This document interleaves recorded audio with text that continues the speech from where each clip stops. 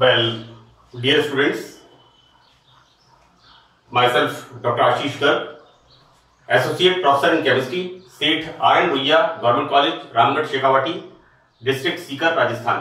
बच्चों, हमने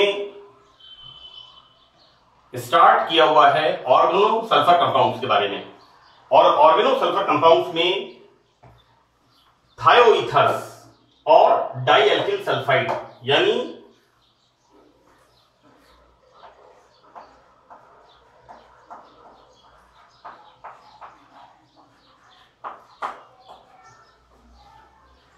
इसकी मैंने पार्ट 3 में आपको प्रिपरेशंस के बारे में बताया था कि किस तरह से हम थायोईथर्स का सिंथेसिस करते हैं। Right now we start properties. Right first we start physical properties, इसके भौतिक गुण ये कैसे होते हैं, कलरलेस। सेकेंडली इनकी स्मेल होती है बड़ी इरिटेटिंग और जिसे कहते हैं एक अरुचिकर और तीव्र गंध होती है। These are the oily compounds.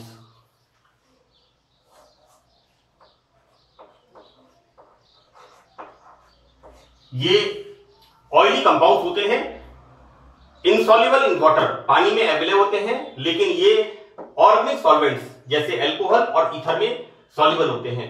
बच्चों, कॉमनली जो ऑर्गेनिक कंपाउंड्स हैं वो ऑर्गेनिक सॉल्वेंट्स में सॉल्युबल हैं, like alcohol, ether, acetone, benzene. Commonly non polar solvents में ये सॉल्युबल हैं। यहां पर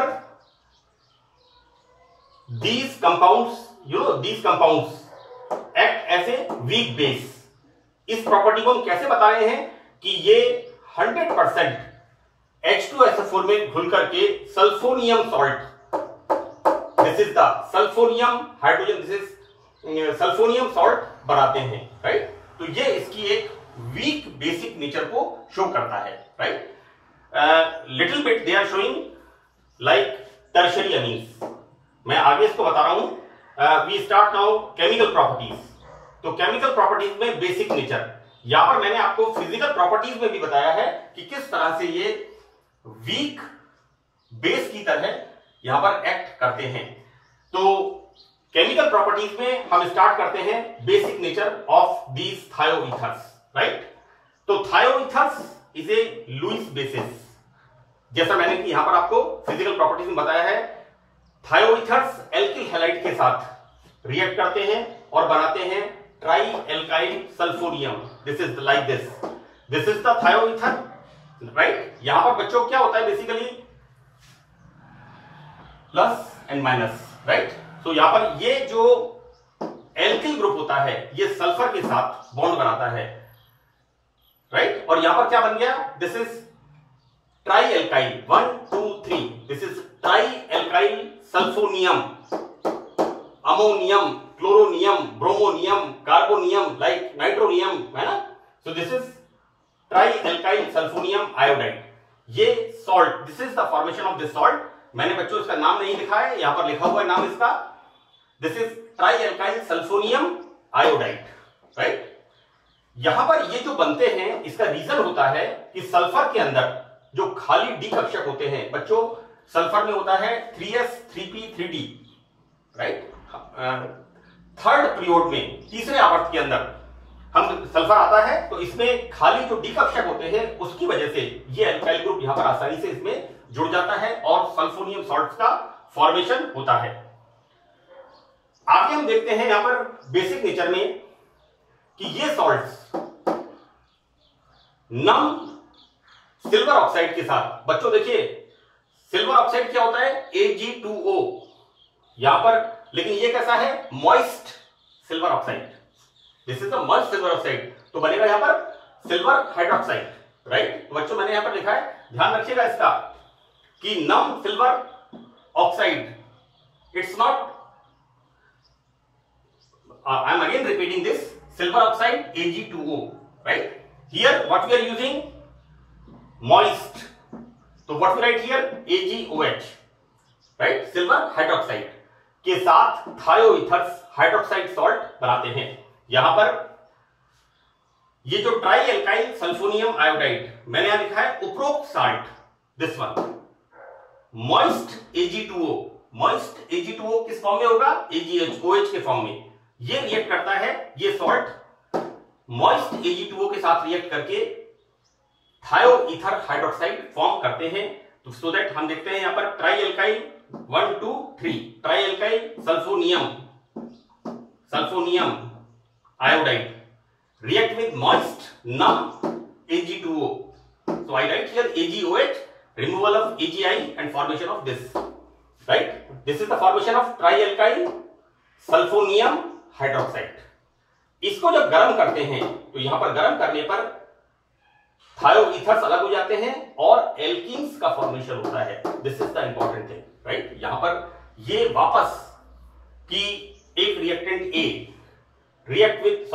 A react with this formation of trialkyl sulfonium salt, इसका नाम लिख देंगे। उसके बाद आगे moist AgOH like this, moist AgOH formation of this trialkyl hydroxide and this gives alkene, एक असंतृप्त यौगिक बनता है।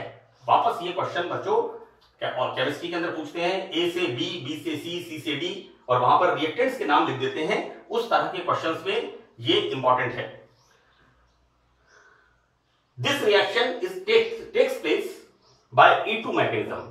What is E2 mechanism here? हम देखते हैं यहां पर बच्चों, देखो this is the 1 CH3 CH2 C2H5 4 twice trialkyl sulfonium react with base, right? यहां पर इसके साथ रिएक्शन होती है। How it react? Removal of water molecule. This bond shifted here. This is the formation of alkene. Now further this shifted here and removal of thioethers. Removal of this thioether. So it's very clear. This is H2O, this is alkene, and this is the removal of thioether. Right? Now हम basic nature में इसका B part कि when thioethers, ये thioethers जब 100% H2SO4 में घुलते हैं तो they are form सल्फोनियम salt. मैंने यहां पर भी बताया है कि we act as a weak base, that thioethers act as a weak base। कैसे बताया है इसे? 100% H2SO4 के साथ they form sulfonium salts, right? तो यहां इस रिएक्शन को हम किस तरह से लिखेंगे? This thioether react with, this is the concentrate H2SO4 and this is the formation of sulfonium salt of thioether, right? हम इसे कहते हैं इसको diethyl sulfonium hydrogen sulfate, right? बहुत सिंपल सी बात है बच्चों, बहुत आसानी से इसको हम बोल सकते हैं diethyl sulfonium hydrogen sulfate, right? This is the formation of sulfonium salt, right? Now in the C, है ना, इसके मोड ऑफ बेसिक नेचर में हम देख रहे हैं A, B एंड C। यहां थायोईथर्स मेटेलिक सॉल्ट्स के साथ कोऑर्डिनेट बॉन्ड बनाते हैं, उप सह संयोजक बंध बनाते हैं, so that this thioether react with mercury chloride and formation of this sort of bond. This is the coordinate bond with metal, right? बहुत सिंपल सी बात है बच्चों। यहां पर लोन कर्व इलेक्ट्रॉन होगा इस पर और ये इसके साथ मेटल के साथ कोऑर्डिनेट बॉन्ड का मतलब बच्चों यहां पर लाइक दिस, कोऑर्डिनेट बॉन्ड का मतलब होगा कि सल्फर ने अपने इलेक्ट्रॉन डोनेट किए हैं मरकरी को, right? And it will form a coordinate bond, क्योंकि कोऑर्डिनेट बॉन्ड में एरो आएगा, है ना, डोनेट किया है, सिंगल डायरेक्शन बॉन्ड है। Now the second reaction, so this is the basic nature first. Now we start the second one is the oxidation reaction. बच्चों मैं आपको फिर एक बात बता दूं, here formation of oxidising project, हमें किस प्रकार का उत्पाद प्राप्त होगा, ये इस बात पर डिपेंड करेगा कि हमने क्या ऑक्सीडाइजिंग एजेंट्स को यूज किया है। मैंने थायोल्स में भी आपको बताया था कि हम यूज करते हैं हाइड्रोजन परऑक्साइड, पर iodic acid, whatever the KMnO4 जो भी हमने यूज किया था। यानी हम ऑक्सीडाइजिंग एजेंट क्या यूज कर रहे हैं, इस बात पर यह डिपेंड करेगा कि हमारा जो ऑक्सीडाइजिंग प्रोडक्ट होगा वो क्या बनेगा। So here we are using कि जब हम थायोईथर्स का ऑक्सीडेशन करते हैं तो सबसे पहले बनता है यहां पर sulphoxide. This is the formation of sulphoxide, right. And this sulphoxide undergo further oxidation. बच्चों देखो, मैं आपको बताऊं कि एक तो अंग्रेजी और हिंदी माध्यम का कोई फर्क नहीं है. सल्फोन्स को चाहे आप हिंदी में लिख दें चाहे अंग्रेजी में लिख दें, मेरी आपको एक एडवाइस है कि आप कोशिश करें मिथाइल को METHYL लिखें, सल्फोन को सल्फेट को SULPHATE लिखें. उससे आपको क्लैरिटी रहेगी और समझने में आसानी रहेगी. यहां पर this diethyl, this is thioether react with oxygen and formation of diethyl sulfoxide, right. This diethyl sulfoxide on further oxidation, तो इसका जब हम आगे ऑक्सीडेशन करते हैं then this is the preparation of diethyl sulfone. This is the formation of diethyl sulfone. and यहां पर ये लाइन बहुत इंपॉर्टेंट है बच्चों. Here formation of oxidizing product depends on what oxidizing agent we use. This is very very important thing. This is the dimethyl sulfide on oxidation. अब यहां पर हम ऑक्सीडेशन किस किससे कर रहे हैं? either H2O2 और सोडियम मेटा पर आयोडेट. मैंने इसका नाम लिखा है बच्चों NaIO4, सोडियम मेटा पर iodate. And this is the HiO4 पर आयोडिक एसिड. ये मैंने आपको कार्बोहाइड्रेट्स में ग्लूकोज की रिएक्शंस में बताया है कि ग्लूकोज का ऑक्सीडेशन पर आयोडिक एसिड से करने पर ग्लूकोज में जो 6 कार्बन होते हैं वो 6 कार्बन की चेन टूट जाती है और अलग अलग प्रकार के कंपाउंड्स का कंटेंट्स का कंपाउंड्स का फॉर्मेशन होता है, right. Here formation of this is the formation of dimethyl sulfoxide. Again formation of dimethyl sulfoxide. यहां पर this is dimethyl बच्चों, this is diethyl. मैं बता दूं आपको, थोड़ा सा ध्यान रखिएगा एल्किल ग्रुप का. This is diethyl sulfoxide. Here dimethyl sulfoxide, right. What we are using either H2O2 or NaIO4, sodium meta per iodate, and HiO4. This is per iodic acid, right. बच्चों ये जो बनता है dimethyl sulfoxide, it's very very important. It is called DMSO. dimethyl sulfoxide DMSO एक solvent है. मैं आपको बताऊं कि जब हम रिसर्च में थे तो वहां पर हम हमारे जो लिगेंड्स थे ऑर्गेनिक, उनका हम NMR स्पेक्ट्रा निकलवाते थे. तो NMR स्पेक्ट्रा में either we are using CDCl3 और DMSO D6. यहां पर दिस इज हाइड्रोजन नहीं होता था, this is D6. We use their dimethyl sulphoxide D6, right. एक सॉल्वेंट होता है जहां पर हाइड्रोजन को इसके जो डिटोरियम से इसको हम रिप्लेस कर देते हैं and the formation of DMSO D6. Here this dimethyl sulphoxide DMSO is a solvent.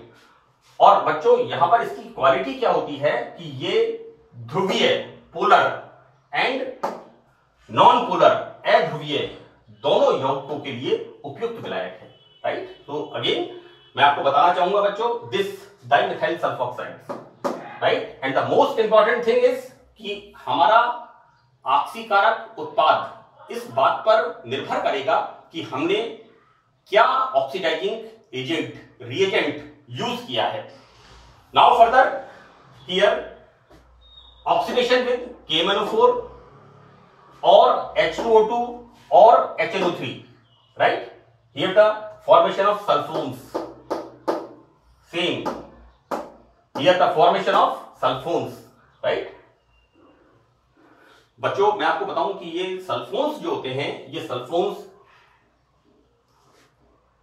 हम क्रेजी लाइन यूज करते हैं. हम हमारी किचन वगैरह में की चींटियां, कॉकरोच, मच्छर, उनमें इन कंपाउंड्स का, सल्फोन्स का यूज होता है, राइट. यहां पर diethyl sulphide on oxidation with KMnO4 और 4H2O2। बच्चों मैंने यहां पर 4 लिखा है हाइड्रोजन पेरोक्साइड में, इसका मतलब है यहां पर हम H2O2 कैसे लेते हैं, एक्सेस में, राइट। और यहां पर ले सकते हैं HNO3। तो इन तीनों के साथ ये ethane thiol, right, ethane thiol, हाँ this is it's not ethane thiol, it's not ethane thiol बच्चों थायोल तो एसएच हो गया है ना, we are using here thioethers, no it's wrong, ethane thiol नहीं होगा, थायोल का मतलब एसएच हो गया, हम यहां पर ईथर की बात कर रहे हैं, है ना, दिस इज थायोईथर्स। हमें कहना चाहिए कि थायोईथर्स ऑक्सीडेशन इनसे कराने पर KMnO4 excess H2O2 and HNO3 and here the formation of diethyl sulfone, diethyl sulfone. So that's all in this lecture and further मैं इसे और कंटिन्यू करूंगा in the part 5th. Thank you.